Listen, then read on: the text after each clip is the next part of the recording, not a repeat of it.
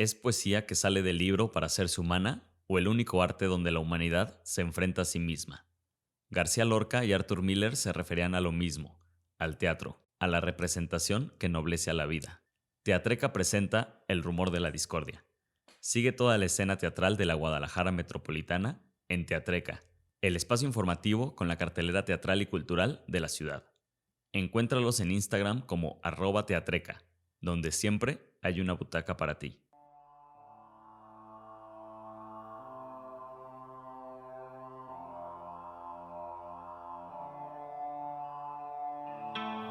El rumor de la discordia, un podcast para comentar las noticias de Jalisco.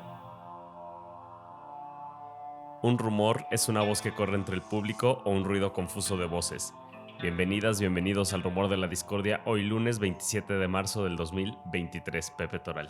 Ángel Melgoza, qué gusto saludarte. Ahora sí, ya cerrando el mes de marzo. Ahora sí, 23 de marzo. Ya con la primavera a 23, tope. 27, ¿qué? 27, ya vamos para el cierre y ya empieza a hacer ahora sí calorcito. Todo el día, ya no nomás al mediodía, ¿no? Hay que seguirnos cuidando. Sí, decía. de las enfermedades. De los cambios de temperatura, ¿no? Y luego ahora con la primavera hay mucha gente que le da alergia al polen y todo esto que se desata con la primavera, pero bueno, Sí. hay que disfrutar.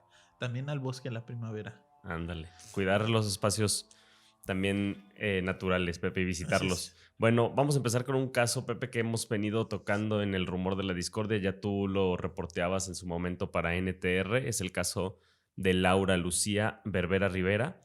Esta semana se retoma, pues informativamente, su caso. Es una mujer, ella, recordemos, profesionista, graduada de la carrera de negocios internacionales, que durante 13 años trabajó en la empresa operadora de servicios Mega. Es una empresa de servicios financieros donde se desempeñaba ella como gerente de alianzas. Sí, hay que recordar esta operadora de servicios Mega, célebremente Famosa y recordada. recordada por el caso A Toda Máquina. Esta que fue la primera licitación del gobierno de Enrique Alfaro, multimillonaria, multianual, en donde el gobierno del estado le renta maquinaria para repartirla en los municipios, sobre todo en las regiones del estado. Tractocamiones de estos, mano de chango que le dicen, en fin, para obras públicas, ¿no? Para que los municipios tuvieran maquinaria de obras públicas y que, bueno, se vio envuelto en todo un tema de corrupción, la licitación ahí amañada, empresas ligadas con operadora de servicios Megas, otra empresa que concursó y que estaban ligadas, que compartían por ahí representante legal y domicilio y demás. Hubo inclusive sanciones por el tema de irregularidades y bueno, ahí quedó, por lo menos en este tema de A Toda Máquina, pero bueno, el caso de Laura vuelve a poner esta empresa en el ojo público, aunque es una empresa, digamos, de muchos años y que tiene muchos clientes, préstamos, arrendamientos y demás. En el ojo público vuelve a aparecer con este terrible caso de Laura. Y que este tipo de, bueno, que se nota como los vínculos políticos que tienen estos empresarios con las figuras de Movimiento Ciudadano, por lo menos. Sí, bueno, hay que recordar aquel partido de los Lakers de Los Ah. Ángeles, que también fue un ingrediente que sumó al escándalo de A Toda Máquina. ¿Era Ignacio N? No, era uno de los Romos, que es la familia dueña, digamos, de la operadora que tiene la mayoría de las acciones, los Romo. No recuerdo si era Alejandro Romo o uno de ellos, el papá o el hijo, que estaba con el gobernador Enrique Alfaro echándose unos dogos ahí en el partido de los Lakers. Estaban otros personajes políticos como la entonces diputada Mirza Flores, que públicamente reconoció que los boletos no los compró ella, que se los dio a un amigo tequilero, que justamente no, los Romo vienen de ahí, no nada más operadora de servicios Mega, como muchos de estos empresarios tienen distintos negocios, entre otros lo tequilero. Entonces, bueno, pues se habla de que pues justo en esos días en que estaban viendo un partido de los Lakers en Los Ángeles, California, el gobernador de gira por Estados Unidos, justo en ese momento es que se estaba definiendo esta licitación que finalmente gana operadora de servicios Mega. Entonces, pues es solo, digamos, una coincidencia escandalosa que muestra los vínculos que tienen a qué nivel con el gobierno de Jalisco. Y bueno, el director de esta empresa, Ignacio Javier N., es justamente el que es denunciado penalmente por acoso y hostigamiento sexual por parte de Laura. Sí. Esto fue en 24 de enero de 2022. Así es, el año pasado, a inicios del año pasado.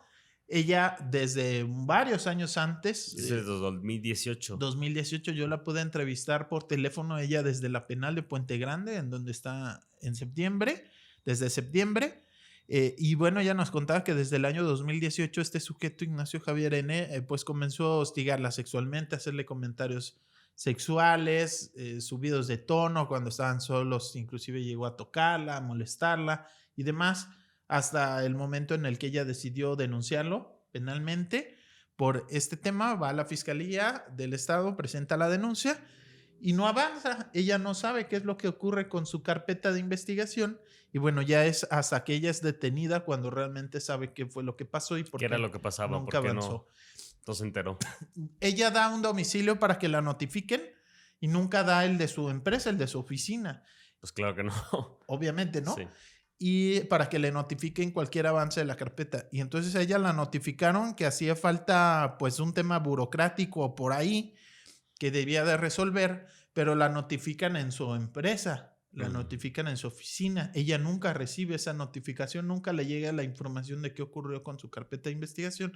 Y esto obviamente ella, su abogado también, lo interpretan como pues fue un aviso al denunciado para que estuviera enterado de que su empleada pues lo había denunciado penalmente. Y no solo enterado, sino que además le retenía la información. Ella ya no sabe qué es lo que ocurre con su carpeta, la archivan.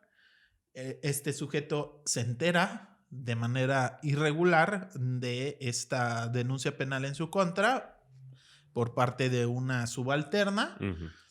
Y pues aparentemente llega a la venganza por un tema de un presunto fraude que hay por más de 100 millones de pesos en esta empresa, que como hace préstamo, aparentemente se trata de préstamos que hizo Mega a empresas del ramo de la agricultura, aparentemente para poner invernaderos y cosas así.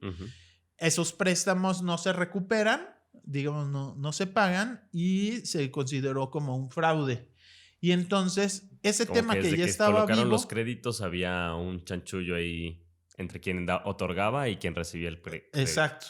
Entonces, ese tema ya venía arrastrándose y aparentemente, pues, se decide involucrar a Laura como una clase de venganza y de chivo expiatorio. Entonces, ella la están acusando de haber autorizado esos créditos y, por tanto, ser responsable de ese fraude, cuando ella era directora de alianzas de esta empresa. Y la empresa tenía un comité de crédito integrado por 11 personas del que ella no formaba parte. Así es, había todo un reglamento de cómo se definía si se iban a dar los créditos o no. Y eran muchas las personas que autorizaban, ninguna de ellas era Laura. Y a ella es a la que le están haciendo responsable. Ella la detienen en septiembre sin explicarle por qué. Con un montón de violencia que inclusive visitadores de la Comisión Nacional de Derechos Humanos que le entrevistaron le dijeron: es que tú fuiste víctima de tortura. Esos malos tratos se podrían enmarcar como tortura. ¿Recuerdas cómo fue su detención? A ella, pues de entrada la detienen, ella cree que la están secuestrando. Camionetas sin logos, a gente sin identificarse, nunca le dicen sus derechos, nunca le dicen de qué le están acusando, se la llevan detenida, la tienen encerrada un buen rato en la fiscalía, luego se la llevan a la penal y pues allí muchas pues malos tratos, la mantienen por horas sin comer ni tomar agua, incomunicada de su familia, de sus abogados, sin saber de qué la están acusando, la desnudan de forma reiterada, la hacen hacer sentadillas desnuda para demostrar que no había metido nada a la cárcel. Digamos, una serie de maltratos que si se suman para la Comisión Nacional de Derechos Humanos podrían considerarse tortura. Ella es madre de un menor de edad y pues bueno, no lo ha visto desde entonces, permanece detenida en la penal. O sea, desde ese día que la detienen ya no vuelve a salir. Entonces se da la audiencia de este caso de fraude y el delito de fraude no amerita prisión preventiva. Se puede dictar por parte de un juez si se justifica ¿Cuál es la razón para que una persona que podría enfrentar un proceso en libertad, ya sabes, vas a firmar, te ponen algunas restricciones, que no salgas del estado, cosas así, para que no te fugues, pero puedes enfrentar El proceso en el proceso libertad. de libertad? Eso es lo que exige la familia, ¿no? Ujú. Ella, su abogado, pues aseguran que tienen todas las pruebas de que ella no tuvo nada que ver con el fraude, justo porque ella no autorizaba los créditos y que se puede defender, pero pues piden que lo haga en libertad, no estando en prisión. Y bueno, no es así. El juez noveno de control, Jorge Antonio Nava Pérez, dijo que existía riesgo de fuga y por eso la mantienen en prisión preventiva. Que supuestamente se podía ir al extranjero y darse a la fuga, entonces por eso la deciden dejar en la penal. Y es estando ahí en la prisión cuando ella explica que pues el único antecedente es que ella había denunciado penalmente a su superior, al director general de esta empresa. Sí. Ahí en una carta, de hecho, Laura le escribe sobre el momento en que ella recuerda que Ignacio Javier se entera de la existencia de una causa legal en contra de él, de parte de Laura. Dice ella, las represalias no tardaron en llegar, subiendo de intensidad, llegando hasta expresar amenazas como que me arrepentiría porque tenía contactos y los utilizaría para destruir mi vida. Y pues se ha notado, ¿no? Que tiene contactos porque justo en esas audiencias que tenían que ver con el delito de fraude sale a la luz y se le dice al juez que existía una carpeta de investigación en contra del director general en donde ella lo acusa de acoso y hostigamiento sexual. Entonces, pues para ella, para su abogado, su familia, está relacionado una cosa con otra, ¿no? Un tema con otro sería, digamos, la acusación de fraude derivado como de una clase de venganza, de represalia Ujú. por la denuncia previa.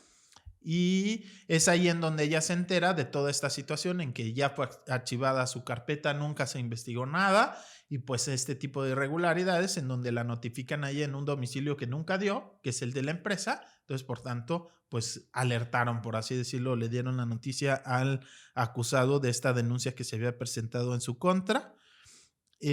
No se ha conseguido que se reabra esa carpeta de acoso y hostigamiento sexual y ¿Hay alguna tampoco, razón que dan para que no se abra? pues tiene que ver con la prescripción de las acusaciones, que como datan del año 2018, las principales y las primeras, que pues ya eso pasa el tiempo y como en su momento no se sancionó, pues que ya no es sancionable. Aunque la denuncia venga en enero de En 2022. 2022. Lo que está buscando el abogado es de alguna forma como que ampliar la acusación para que involucre otros delitos que no tienen una prescripción tan pronta, ¿no? Como podría ser un abuso, como hubo algo de tocamiento, se está intentando como que se tipifique de otra forma y se reabra esa carpeta, a la vez de que se está buscando impugnar, que eso es lo que ocurrió la semana pasada, en teoría la semana pasada, el 18, si no me equivoco, estaba el 24. Viernes 24 de marzo. Se debería haber Estaba realizado una audiencia de amparo indirecto. Así es, en donde están buscando que esta prisión preventiva sea revisada por otro juez y pues analicen si fue correcto o no dejarla a ella en prisión preventiva, enfrentando pues el delito de fraude que no es, digamos, algo de gravedad, suele ser entre particulares, ¿no? En donde obviamente se involucra la autoridad por ser un delito, pero digamos no es como otros de más gravedad que sí ameritan una prisión preventiva oficiosa, o sea que de entrada la persona se queda en la cárcel enfrentando el proceso.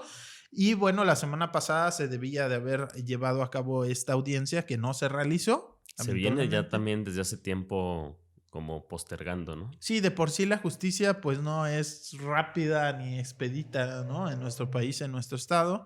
Y bueno, en el caso de Laura se ha ido aplazando, aplazando. En su momento, cuando se estaba buscando reabrir la carpeta, hay que recordar, Ángel Ignacio Javier se decía enfermo de COVID y eso hizo que se retrasara semanas y eso para Laura pues implica más semanas en la cárcel en Mañana se una cumplen situación 6 terrible, meses 6 meses que no ya está en prisión. en prisión, pues un caso terrible y pues por ejemplo en la manifestación del 8 de marzo en el Día Internacional de las Mujeres también hubo familiares que se estuvieron manifestando, protestando, exigiendo justicia en este caso de entrada pues que ella pueda estar en libertad, pueda reencontrarse con su familia, no esté viviendo en Puente Grande. Y bueno, eso es, digamos, como el mínimo, lo primero, ¿no? Que se Claro. pide. El resto es, pues, que se investigue correctamente y que se deslinden responsabilidades de lo que se habla de este supuesto fraude por más de 100 millones de pesos y que pues se lleve a quienes realmente, si es que hubo un fraude, bueno, quienes realmente avalaron esos créditos y no la encargada de alianzas que no tenía esa responsabilidad. Y bueno, por supuesto que se investigue a fondo este tema del acoso y hostigamiento sexual. Yo pude platicar con trabajadores de la empresa que, pues obviamente aparte de Laura, ¿no? Porque a Laura yo la entrevisté por teléfono desde la penal, bueno, en entrevistas aparte, pues sí me pudieron confirmar este tipo de hechos de acoso, de hostigamiento en contra de Laura. Entonces, bueno, aparentemente sí hay elementos, sí hay testigos de que ocurrían este tipo de agresiones y bueno, se habla que muchos de los compañeros de Laura pues tienen temor de hablar justamente Claro. porque ella ya está como demuestra, ¿no? Si te opones a algo, bueno, pues efectivamente consiguió demostrar estos directivos de la empresa Mega que tienen contactos, que tienen pues forma, ¿no? De ejercer el poder, digamos, más allá de su empresa. Claro. Entonces, pues hay un tanto de miedo en otros empleados de la empresa a declarar oficialmente, ¿no? A llevar la contra, a decir las cosas como son. Entonces, bueno, eso también dificulta un poco la defensa de Laura. Y ahí sigue el intento por corregir esta situación. En una carta que escribió Laura desde el reclusorio femenil, ya decías, de Puente Grande, en donde se encuentra, fue dirigida esta carta a la Comisión Estatal de Derechos Humanos. Ya podríamos también hablar de esta comisión y de la Comisión Nacional de Derechos Humanos. En esa carta dice Laura: ¿a dónde voy a fugarme? Yo que cuento los días, que cuento los días con cada una de sus horas y minutos para volver a mi casa y estar con mi hijo, que es mi vida entera, y con mi esposo. Su hijo tiene 7, 8 años, si no mal recuerdo, pues muy, muy pequeño. Entonces, pues claro que ella ansía estar con su familia. Si el tema tiene que ver con que se escape, bueno, hay medidas que se pueden implementar. Esta restricción que tienes que ir cada semana y si no vas, bueno, entonces es prácticamente en automático ya una orden de aprehensión. Ujú. Pues hay forma de retenerle pasaporte o darle digamos, cierta vigilancia. O sea, hay maneras de garantizar que ella no se dé a la fuga y que sí responda por este tema del fraude, pero no necesariamente es teniendo la privada de la libertad. Esto nos recuerda también el caso de Gabriel Escamilla Centeno, quien denunció a su hermano por abuso sexual infantil contra la sobrina Mm. de Gaby y la propia hija de su hermano. Esa carpeta de investigación, si recordamos, Pepe, no avanzó, pero la que sí avanza y por la que Gaby fue enviada a la cárcel fue la denuncia de violación a la intimidad sexual. Esto por unas fotografías que Gaby le toma a la sobrina menor de edad, que eran evidencia del abuso sexual. Así es. En ese caso, el juez fue Felipe de Jesús Rivera Gallegos, quien envió a Gaby a prisión preventiva. Y este juez pasó de ser diputado a juez como pago de cuotas y cuates entre los partidos políticos. Por ahí denunciaba a una organización como CLADEM. ¿Qué tal? Entonces también digo, ¿hasta qué punto este tipo de jueces, ¿no?, han tenido como vínculos políticos? Yo he revisado un poco qué sabemos de Jorge Antonio Nava Pérez, que es quien envió a la cárcel a Laura. Por ahí sí, algo que sale rápidamente en las noticias es que este juez, Jorge Antonio, fue quien envió al exsecretario de Salud, Antonio Cruces Mada, Mm, a prisión preventiva también por un lapso de 6 meses en abril del 2022. mm. Y también por ahí encontré que había sido secretario técnico de la Comisión de Asuntos Internos del Comité Directivo Estatal del Partido Acción Nacional, Del PAN. del PAN. Ya, pues lamentablemente no. O sea, este tema que se critica en el Congreso, las famosas cuotas y Cuotas y cuates, cuates.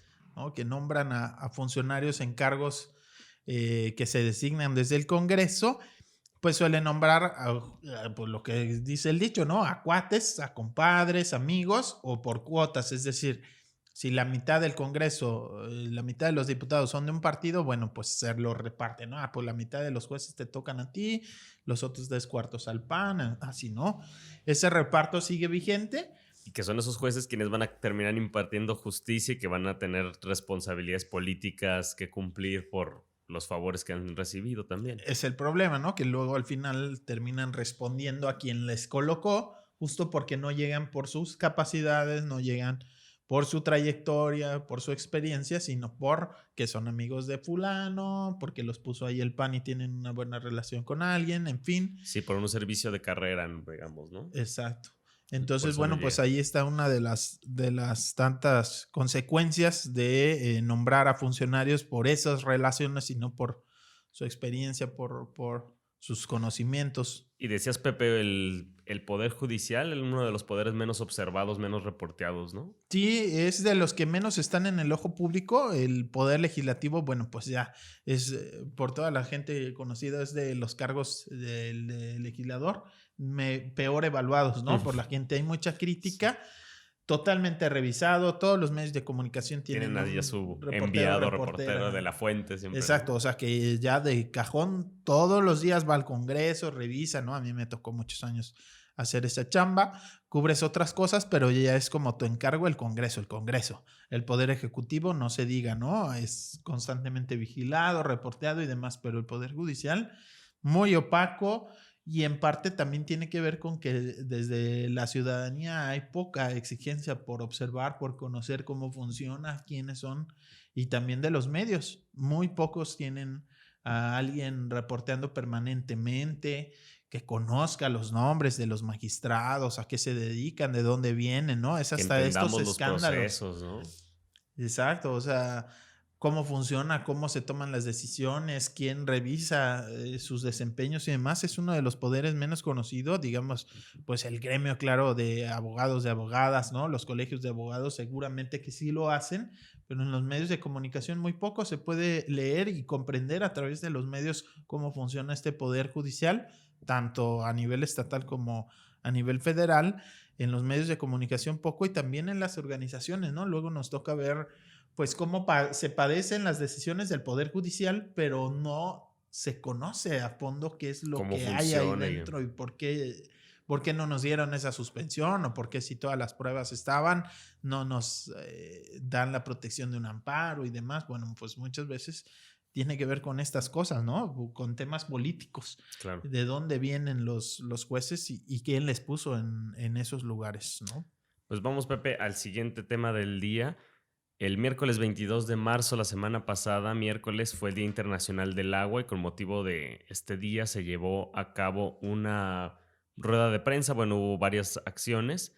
Organizaciones sociales de Jalisco llevan a cabo esta rueda de prensa, entre ellas el Instituto Mexicano para el Desarrollo Comunitario, el IMDEC, el Movimiento Mexicano de Afectadas por las Presas y en Defensa de los Ríos, el MAPDER y organizaciones vecinales como la de Arcos Guadalupe. No sé si alguna otra que tú quieras por ahí mencionar, convocaron esta rueda de prensa sobre políticas hídricas en Jalisco, a la que acudiste también, Pepe. Sí, estuvieron por ahí gente de la laguna de Cajititlán, en Tlajomulco, de Huentitán, con el tema acá de Iconia y otros cauces de agua que se han visto contaminados ahí en la zona de Huentitán. También estaban por ahí en los alrededores del Parque San Rafael.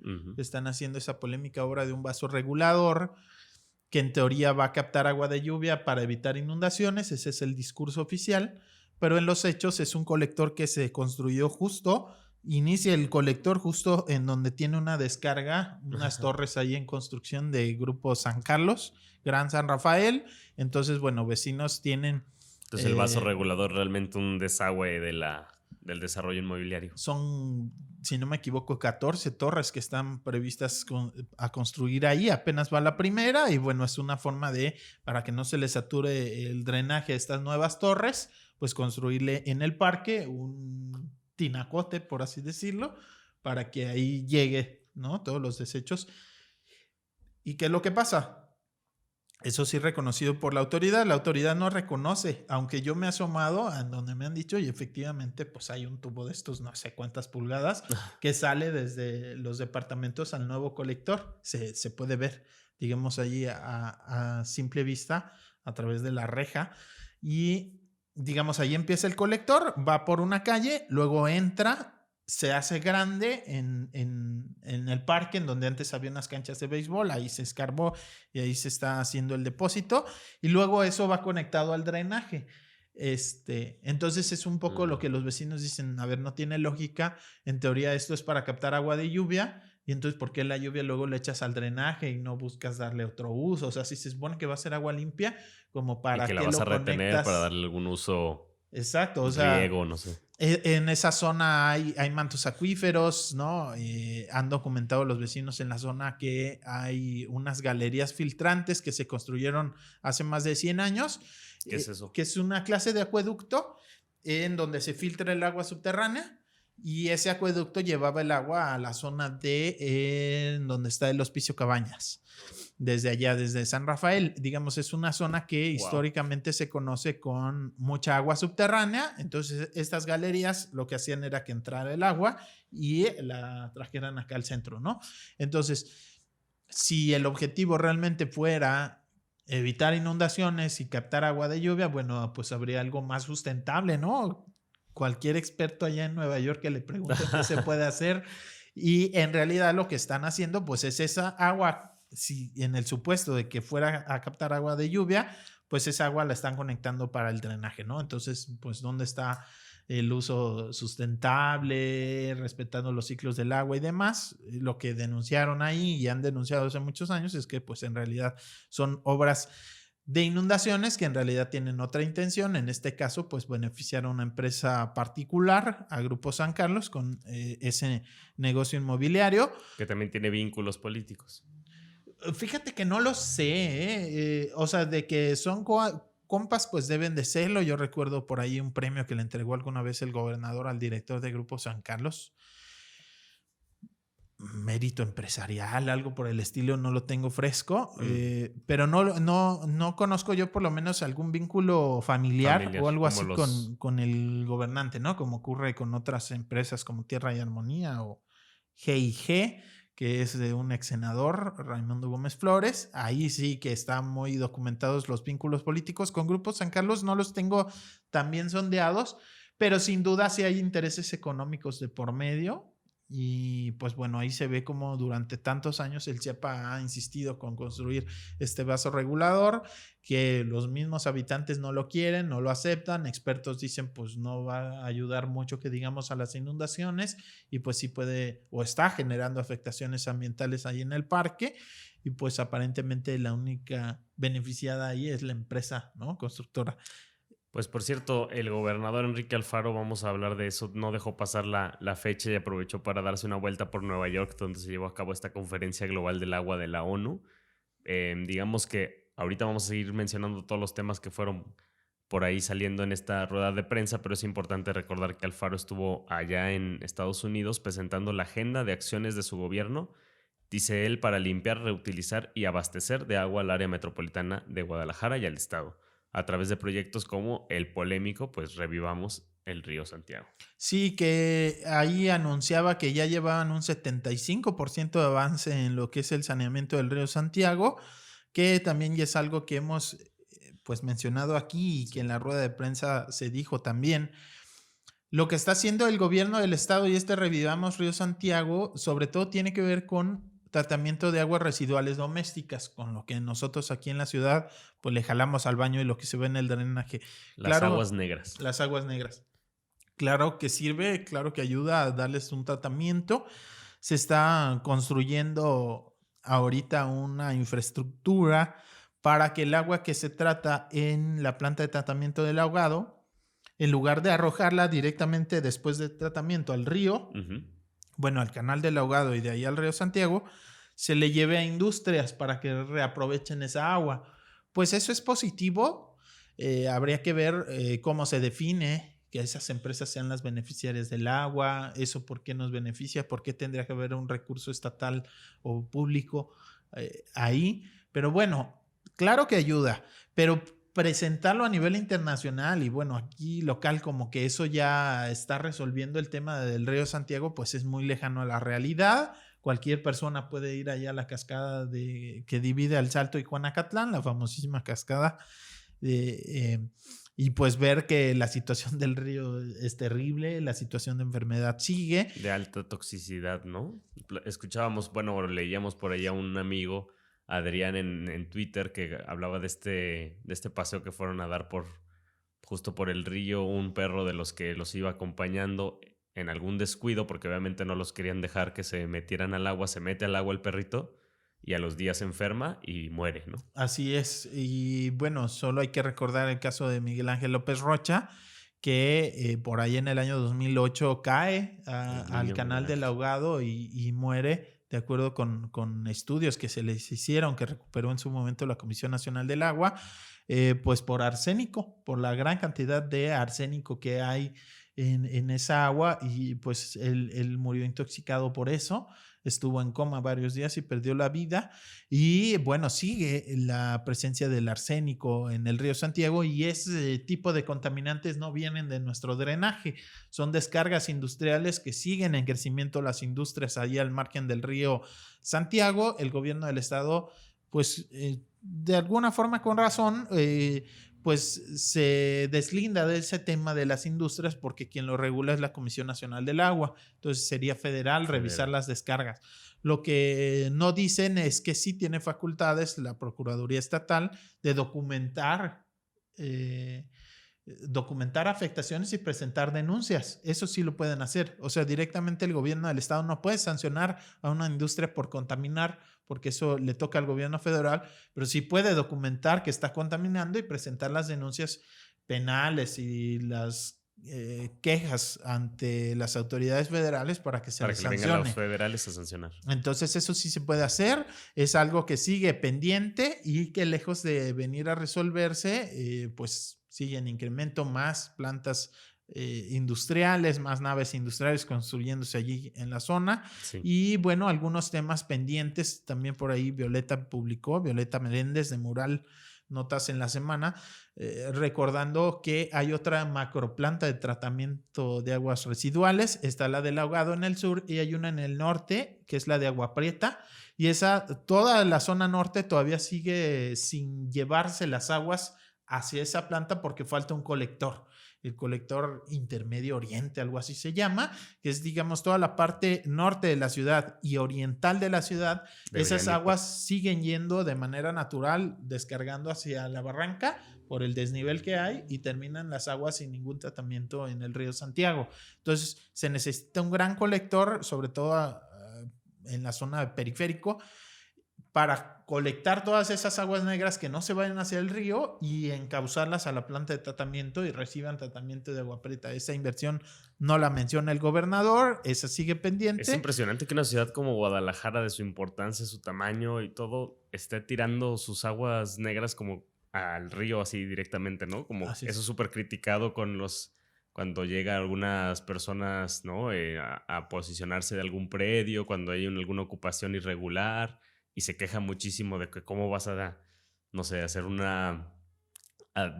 descargas directamente de aguas residuales, pero que una ciudad como tal esté mandando sus aguas residuales y sea un tema no sé, de un avance tan lento, es como impresionante ya que lo escuchas, ¿no? Sí, y a nosotros nos cobra el día para el tratamiento. Si ustedes revisan Saneamiento, el ¿verdad? saneamiento, si revisas el recibo, bueno, te cobran. ¿Y qué se está haciendo con ese dinero? Que han pasado tantos años. El escándalo que sin duda marcó un antes y un después fue la muerte de este niño, Miguel Ángel López Rocha, que puso en el foco de atención, que antes nada más estaba para los pobladores cercanos y que se hizo ya pues de un conocimiento general, la terrible situación de contaminación del río Santiago. Eso fue en 2008 y bueno, pasan los años, sí hay avances, pero no los suficientes, no los necesarios, siguen estando este tipo de pendientes, y pues sí causó mucha molestia en habitantes de esa zona y de otras de la ciudad que el gobernador vaya a presumir a Nueva York en la ONU unos supuestos avances que pues aquí a nivel local pues no se ven. En el diario NTR, Agustín del Castillo también destaca que al 31 de diciembre del año pasado, 2022, Jalisco tenía casi 500,000 de personas sin acceso al agua potable, según cifras oficiales.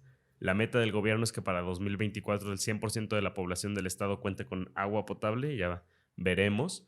Y también en otras cifras oficiales se da a conocer que por cada 10 pesos que el CIAPA esté encargado del agua potable y alcantarillado debiera cobrar por los servicios de agua a más de 1,000,000 de usuarios, pues apenas cobra 4 pesos con 50 centavos.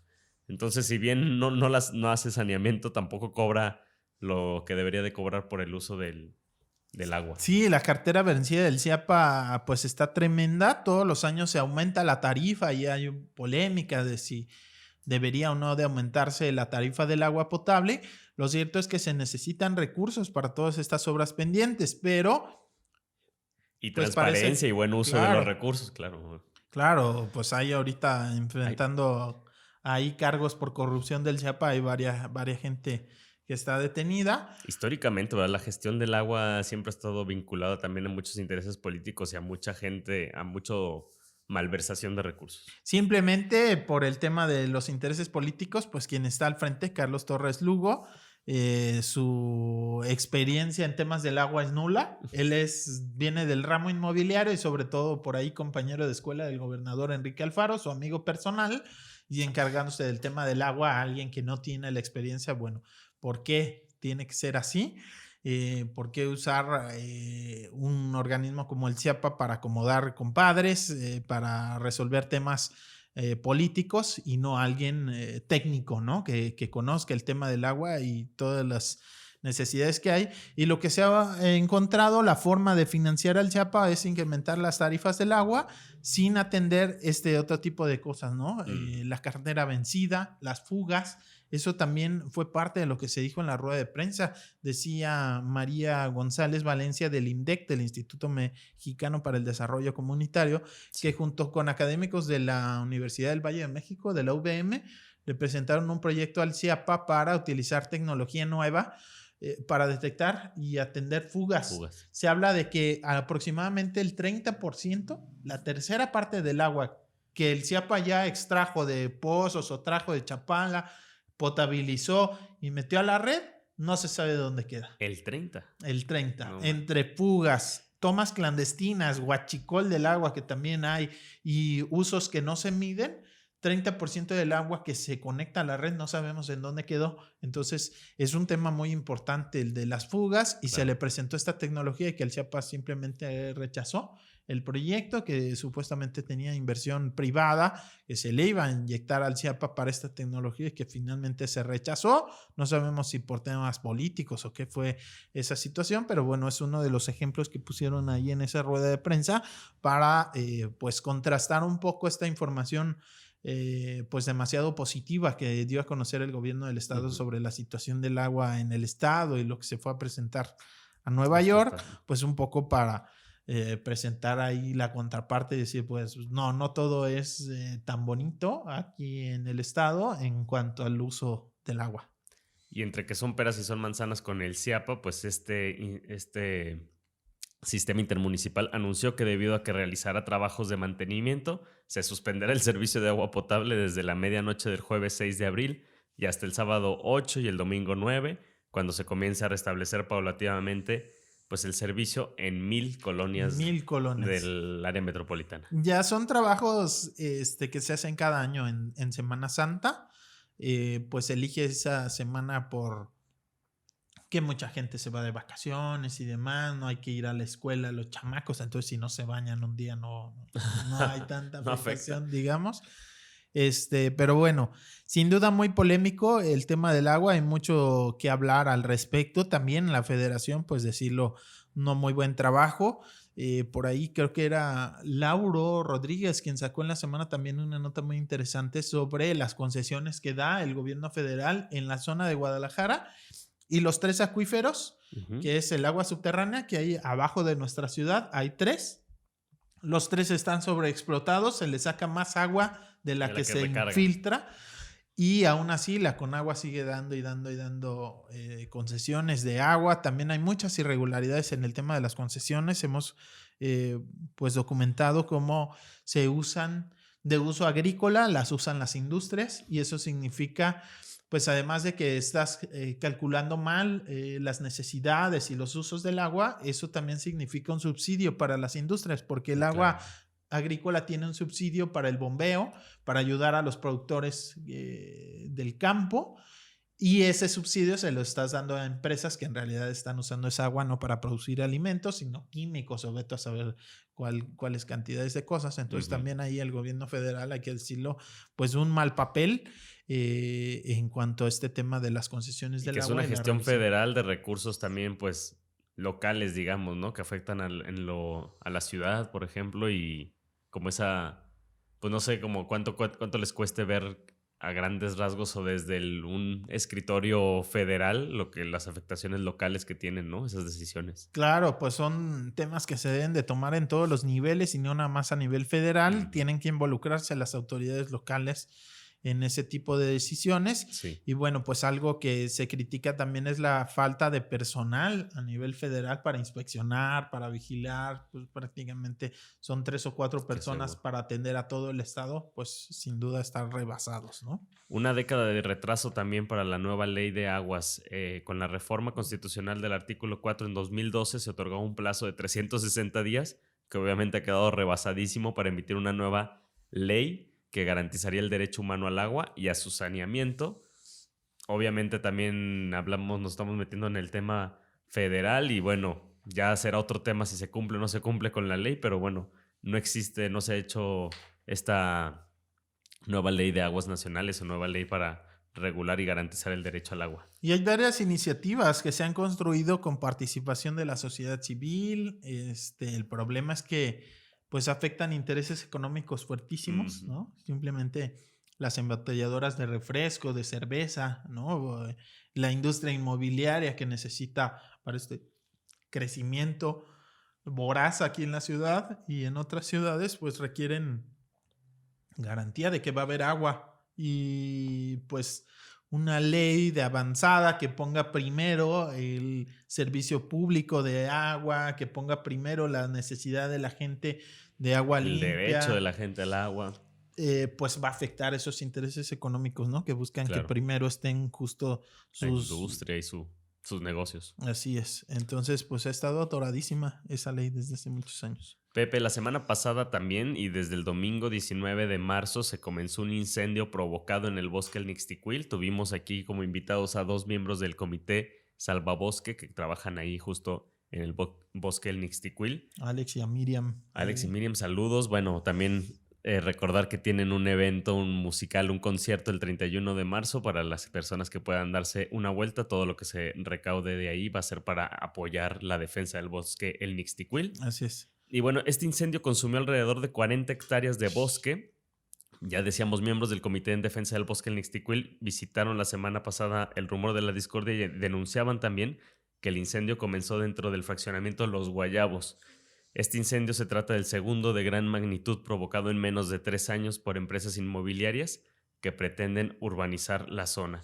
Sí, se vio afectada una zona del bosque que de verdad, de forma increíble, quedó fuera de la protección. En el decreto... ¿Es municipal? Es un decreto, digamos, es un área natural protegida de nivel municipal.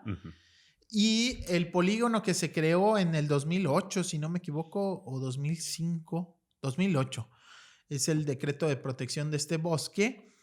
Se quedó una parte fuera de la protección, pero está dentro. Entonces, háganse ¿Es como cuenta, una dona o qué? Es exacto. O sea, es como... pues el bosque y tiene una lineecita que conecta con un predio y luego, ¿no? O sea, es como un cordón umbilical que llega a este predio, lo saca de la protección y regresa, ¿no?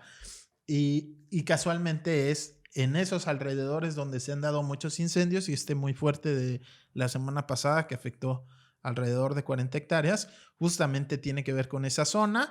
Yo ahí alguna vez me metí y reporté, sacamos la publicación. En su momento el líder informativo, el año pasado justamente, en estas fechas andaba por ahí metiéndome, explorando y están construyendo en plena área natural protegida en la parte que se excluyó, pero también en la que sí tiene protección. Están construyendo caminos, es como muy de a poquito, muy de a poquito. Yo vi zanjas en donde estaban como intentando meter tubería de agua, caminos, zonas en donde están extrayendo piedra y material justo para la construcción y pues escarbando, ¿no? En donde no deberían, obviamente deforestando. Entonces aparentemente se están construyendo fraccionamientos como tipo campestres, pero son como muy por debajo del agua, ¿Quién muy a la debería, Pepe, callada. llegar y decir de que poner alto a eso, clausurar, cerrar, multar? ¿El De entrada, el municipio? municipio. De entrada, el municipio, que es quien controla el territorio, quien define en dónde sí se hace y no se hace, otorga las licencias de construcción y demás. Y De más entrada, el teniendo municipio. el área de protección, ¿no? Así es. El decreto. Pero también tiene que ver el gobierno del estado y el gobierno federal, porque son zonas forestales. Entonces, para hacer cualquier obra en una área forestal necesitas permiso del gobierno federal, una manifestación de impacto ambiental y demás. Más allá de si es área natural protegida o no, por ser forestal necesitas permisos, ¿no? Entonces, también por ahí la PROEPA y la PROFEPA podrían intervenir, la CONAFOR, la Comisión Nacional Forestal, pero de entrada el municipio tendría que estar interviniendo en esas zonas. ¿Se ha pronunciado? ¿Ha dicho algo? Lo que pasa es que luego los municipios le echan la bolita a la federación y luego la federación se desdice y luego el gobierno del estado dice, no, pues es que es un decreto municipal, ¿no? Es muy, muy de echarse la bolita las autoridades en esos temas. También algo que se ha visto es que cuando se exhiben ese tipo de obras y demás, va el municipio, pone sellos de clausura, pero muchas veces es pura simulación, ¿no? Para responder a las notas. Digamos, es una reacción más mediática que realmente una vigilancia y poner las sanciones, evitar, ¿no? Que se siga construyendo ahí en el bosque. Entonces, pues bueno, sin tener las pruebas, es muy fácil concluir que este tipo de incendios son provocados justamente para pues facilitar luego ese tipo de construcciones. Claro. Y aquí lo hemos hablado. Hemos documentado casos de el gobierno municipal avalando cambios de uso de suelo, avalando obras en lugares con el argumento de que esos espacios que eran forestales ya están degradados, entonces por tanto pues ya no hay nada que conservar. Entonces, aunque en teoría no debería de ser así, en los hechos, quemar, arrojar escombro, deforestar lugares boscosos ha servido para luego conseguir estas licencias, ¿no? Porque claro, es de, oye, tiene uso de suelo de conservación, pero pues aquí ya no hay. Pues no, ya te lo cargaste, pues ya no hay nada. Sí, pues lleva 5 años, ¿no?, quemándolo y atacándolo. Exacto, entonces es algo que se ha usado no nada más en el Nixtiquil, en muchos otros bosques y bueno, ahí viene parte de la explicación de estos incendios. De acuerdo a información del IMEPLAN, del Instituto Metropolitano de Planeación, el bosque del Nixtiquil es el ecosistema urbano con mayor presión por desarrollo de vivienda y gran parte de su extensión forestal pues queda fuera del polígono protegido, lo que decíamos. Pepe, también el viernes pasado se presentó algo ahí en el Congreso, en la Comisión de Puntos Constitucionales del Congreso local, que se aprueba una propuesta para reformar la Constitución e incluir en el artículo 4 el derecho a la ciudad. Me parece que pasa un poco desapercibido. Todavía el Pleno podría aprobar este cambio durante esta semana. Y me preguntaba un poco como qué impacto podría llegar a tener este tema del derecho a la ciudad, y por ahí recuperaba un poquito de historia de este derecho, ¿no? El filósofo francés Lefebvre, Henri Lefebvre, escribió su libro El derecho a la ciudad en el 1968 y en él exponía que este derecho no es simplemente el derecho a lo que ya está en la ciudad, sino el derecho a transformar la ciudad en algo radicalmente distinto. Todo el mundo debería tener los mismos derechos para construir los diferentes tipos de ciudades que queremos. Esta es una cita del filósofo francés. Y pues el derecho a la ciudad no es la invención de nuevos derechos, sino el goce de todos los existentes. En un contexto de ciudad, urbano, ¿no? Sí. Pues bueno, veremos cómo avanza. Sin duda que sería importante reconocer ese derecho. ¿Te llamó la atención o tú lo habías visto? Yo había oído sobre el derecho a la ciudad, pero la verdad poco. Y de esta modificación no tiene que ver con lo del derecho a la vivienda, ¿no? Pues no, venía en la nota más bien como lo planteaban como el derecho a, por ejemplo, tener espacios recreativos, a un ambiente sano, por ahí le daban. Pero Ya. yo también pensaba que, bueno, depende cómo quede una redacción, pero podría ser por ahí un poco un caballo de Troya para muchas luchas vecinales y luchas, ¿no? Que apelando a este derecho ahora constitucional, pues podrían ponerse las cosas interesantes. ¿Qué tal? Pues bueno, habría que ver cómo queda. Finalmente, pues hay un montón de derechos que ya están reconocidos y que en Y los que hechos en no los se hechos no cumplen, cumplen ¿no? nada, sí. Pero bueno, pues ojalá pueda Pero servir bueno, ellos ya eso. están pensando en más derechos, muy progresivos, Sí, progresistas. también el derecho a la felicidad, estas cosas, ¿no? Que actualmente andan por ahí promoviendo. Pero bueno, ojalá los derechos ya reconocidos se garantizaran, ¿no? Qué bueno que se reconozcan otros, pero pues los que ya ahí están y tienen tanto tiempo, como el derecho al agua, a Sí, un medio claro, ambiente sano, pues ya que están reconocidos constitucionalmente y todo, pues se pudieran garantizar. garantizar. Alguien que tiene muy garantizado su derecho a la felicidad, pues es Ajá. Pablo Lemus, que consiguió que le autoricen ausentarse del 3 al 16 de abril por vacaciones. Se va de vacaciones Pablo Lemus. Del 3 al 16. Del 3 al 16 de abril. Míralo, ¿a dónde se va a ir? Y además, bueno, no sé a dónde se va a ir en esas fechas, pero el 17 y 18 además, parece ser que tiene que asistir a la sede de la UNESCO en París, Francia, para la entrega, porque hay muchos París, en París, Francia, para la entrega del informe y resultados del programa Guadalajara Capital Mundial del Libro.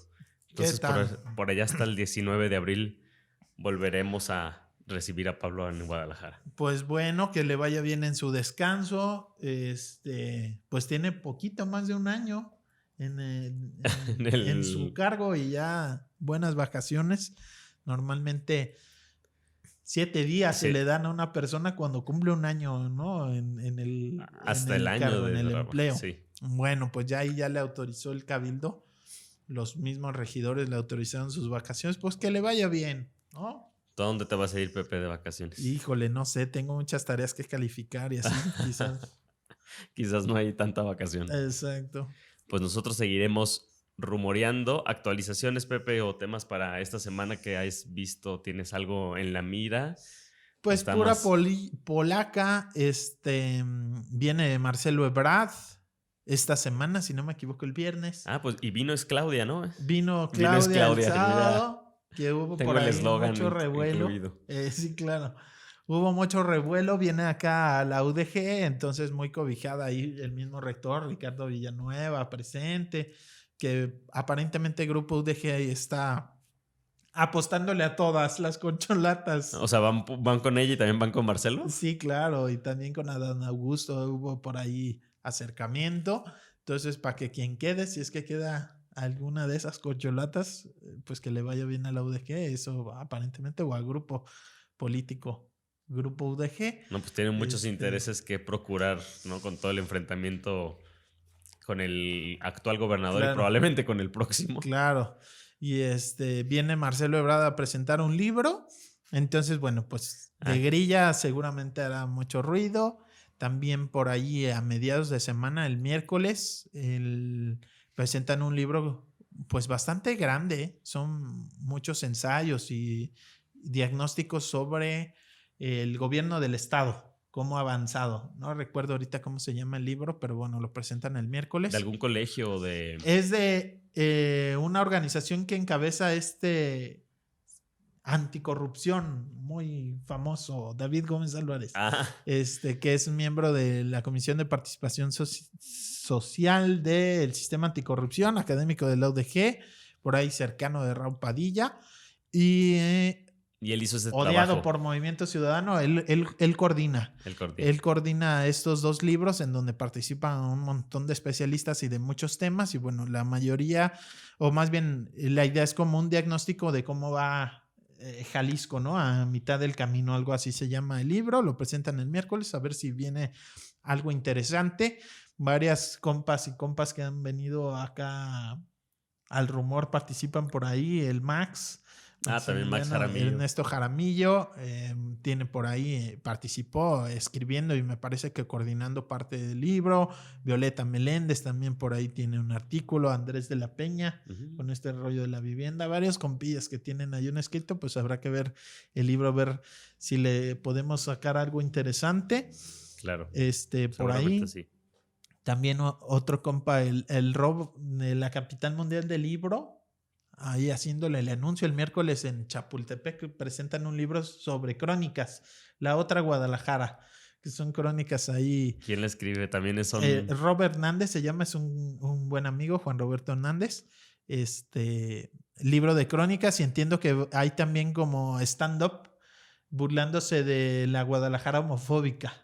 Porque las crónicas giran en torno a la diversidad LGBT, sexual y demás, ¿no? A Gaidalajara.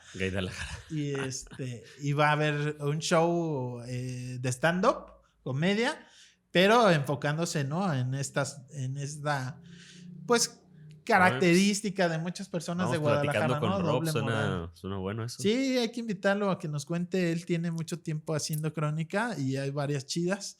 Ya publicó su libro.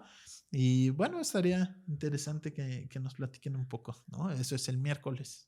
Y por ahí en la semana, el jueves, vamos a tener un capítulo que ya grabamos con Maru Suárez. Ella especialista en temas ha trabajado por muchos años tanto el tema de las policías, ¿no? Policías municipales, como el tema de género. Veíamos una nota en Mural en la semana sobre este plan que se realizó después del llamado, entre comillas, halconazo, ¿no? Que fueron los días 4, 5 y 6 de junio del año 2020. Justo con la represión, digamos, después de las manifestaciones que se dieron en Jalisco y esta, pues, desaparición forzada, ¿no? Que a manos de miembros de la fiscalía, de manifestantes.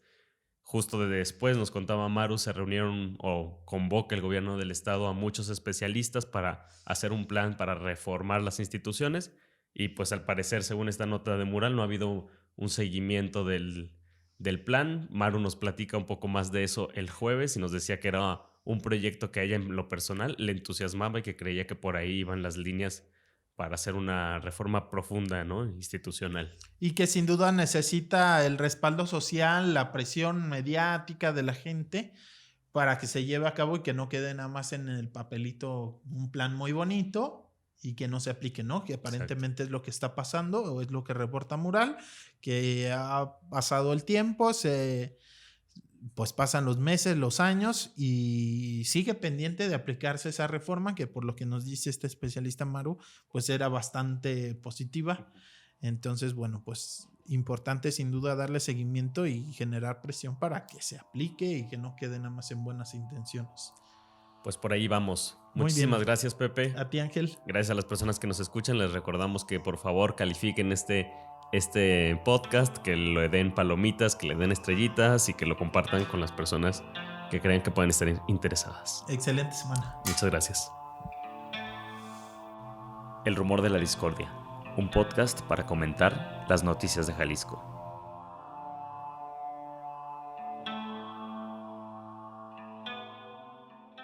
Teatreca presentó El Rumor de la Discordia. Teatreca es el espacio informativo con la cartelera teatral y cultural de la Guadalajara metropolitana.